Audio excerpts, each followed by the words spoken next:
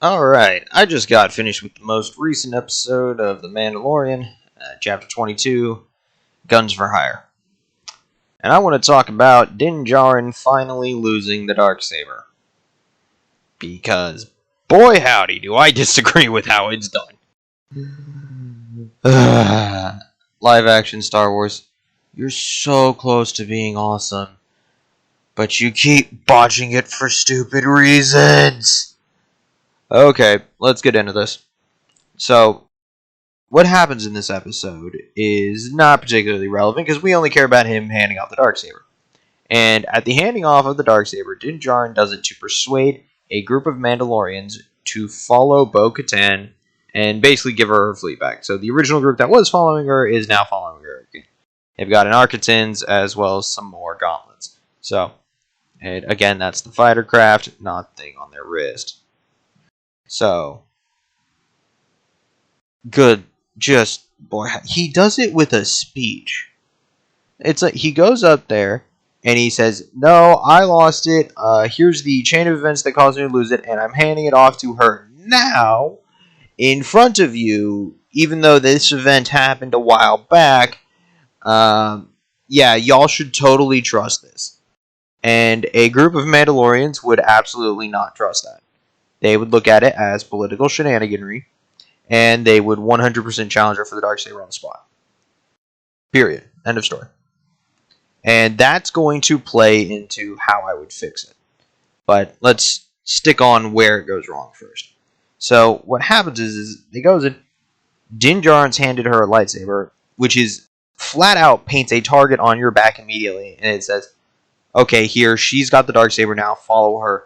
And for some reason, not a single member of the clan of Bo-katan's clan, the Night Owls, challenges her for it immediately. Like, yeah, I understand she just took down your leader, but nobody thinks they're a better fighter than that guy. Like, he has the leadership position, not the best puncher position. Okay? That's, somebody's gonna be an asshole enough. But I digress. So, where do I think that it's possible that Bo-katan could have received the Darksaber without it being ham-fisted in garbage? There's two spots. First off, immediately after having rescued Din Djarin. Because at that point, you've got all of the requirements are met, everything's gone in, she goes, and you can do this either immediately upon her saving him from being roasted over the fire, or her saving him from the waters of Mandalore. And at that point, you could have it, and Din Djarin's like, hey, this is the rules of the Darksaber. You have earned it. You have won it by virtue of combat, basically. It is yours now. And that would be the honorable thing to do. It's one of those where Bo-katan wouldn't know about it. It's like, hey, fine, he lost, but she's not aiming to take the Darksaber at that point. She's not like, hey, gimme. It would be him making an initiative that could be refused. You could have her turn it down at that point and then have him come back later if you want it, but probably wouldn't. But effectively speaking, it's the point at which it's like, hey, you have earned this. The second one is a bit of a scene rewrite here, which is this is where you have Bo-katan being effectively leaving the Children of Mandalore. So she's told by the armor, go recruit Mandalorians. And at this point, you can have Bo-katan make the reasonable and tactical decision that the Darksaber would sure be helpful in this regard. That symbol of the leader of Mandalore, yeah, if you had that, that's what people stopped following you for not having it. It's right there. You've never challenged Din Djarin to a fight directly. Why don't you do it now? And you could do that. And what you have is a situation where you can have a fight where Bo-katan wins the fight, but gets expelled from the clan. And it would be a lot less ham-fisted, and again, for her leaving the clan is what I'm saying. And you get a position where she can have her helmet off, but that's because she's an apostate. And you do this by having the fight be, it's like, hey, it's until one party dies or yields, and not someone loses a helmet. So, effectively speaking, you can win the fight but still lose your helmet, and that's what you do.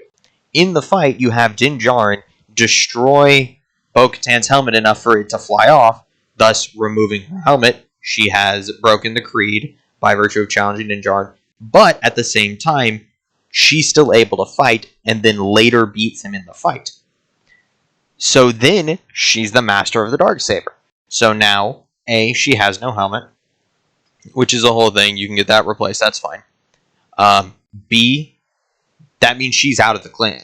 So this group that's just accepted her for the first time, that she's like, hey, this is people I like to be around. Her challenge for the Darksaber has gotten her kicked out, but her final task from the Armorer was to unite the clans of Mandalore. And now she has the Darksaber, but is also an apostate. And that can set up some fun stuff where Bo-Katan's arc now kind of goes off to her going out, reuniting all of the clans by way of finding which thing that particular clan values, and then providing that thing so that said clan will follow them. So in the case of the Children of Mandalore, it could be something like the head of a adolescent mythosaur, where it's like, hey, I have proof that the mythosaur exists. We are going to take back Mandalore. You are Children of the Watch. It is you are supposed to be following the way of the Mandalore. Come back to Mandalore with me. But now, she's going over to, at this point in time, she's going over to the Night Owls, her old clan, and she's trying to get them back under her reign because she knows the fleet, she knows the Mandalorians there, and, that's kind of her power base, and she's going to want that back. So she's going back to that, Darksaber in hand, walks in, Axis Wolves immediately will challenge her because they stopped following her because she wouldn't fight Din Djarin for the Darksaber. So now that she has the Darksaber, who's going to believe she fought for it? They're going to look at her like, nah, there's no way you legitimately got that. I challenge you. Accept my challenge, or we'll all shoot you and we'll fight over who gets the Darksaber later. And you still get the whole fight. Whether she's gets the Darksaber handed to her in the Pits of Mandalore, or she challenges Din Djarin before leaving the Children of the Watch, either way, doesn't matter to Axis. He's still going to challenge her. It is the Mandalorian way, because the point of the Darksaber is not that you get it. Because, it's actually pretty easy to get the Darksaber. You kill one person, you have the Darksaber. The problem is you now have a target on your back.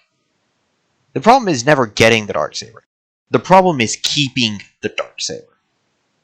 And every Mandalorian would know that.